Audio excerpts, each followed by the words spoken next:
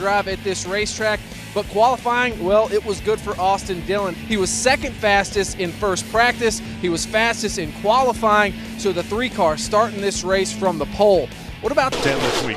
Well, and our pole sitter, Austin Dillon, he's shown great short run speed really all year long. It's just the long run speed. It's the handling in these corners. But today, so far, he looks like he's going to hang in there for a lot longer than he has. You know, fast forwards coming on the outside. Here comes Almirola and Stenhouse. Good weekend for Jeremy Clements. Top 15 in practice consistently yesterday and taking 12th away from Brandon Jones in the 19. And there's the one of Michael Annett coming along as well. Yeah, that's a great run early for Annett, but I just want to celebrate Jeremy Clements a minute. His dad, Tony, builds those engines. That's a family team, and he's up there battling near the top 10. That team has overachieved this year, and I think it's awesome to watch.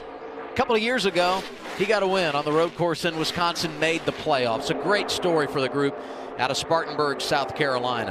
He's on his cell phone right now. He's probably watching the broadcast on the app here. So now there's Chad Fincham. He's crew chief in the 42. Is the Cars crew chief in the day. Yes, sir. So he's had a lot of fun and doing his best to be a part of this sport in every way possible. It's a nice job, too, by Chad Fincham and that team. They're running inside the top 20, and baby steps is what you're looking to make, and this is a nice step for them. Absolutely. Let's bring this whole thing full circle. Get a report on the 42 from Jamie Little.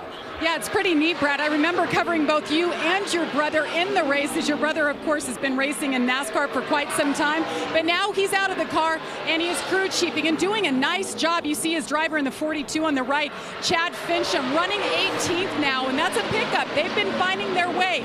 Each track has been a building block for them, so a good day so far, and it's neat to bring the brothers together, Brad. Absolutely, and you know, this team is not one of the higher budget teams, so yeah, he's one of the biggest movers on the restart. That's a great accomplishment as a driver that's kind of learning with a new team. And that's what Brian's doing there, is probably looking at lap times, lap tracker, just seeing how they stack up against the competition. You can tell he's very intense when he finally does talk to Chad on the radio, gathering all the information. Brandon Brown, 13th position. Again, overachieving. And you know, Adam, he was really optimistic talking to him yesterday about how this small team, family-owned team, would perform because he did so well at Atlanta. And this track surface is wore out as well, slipping and sliding.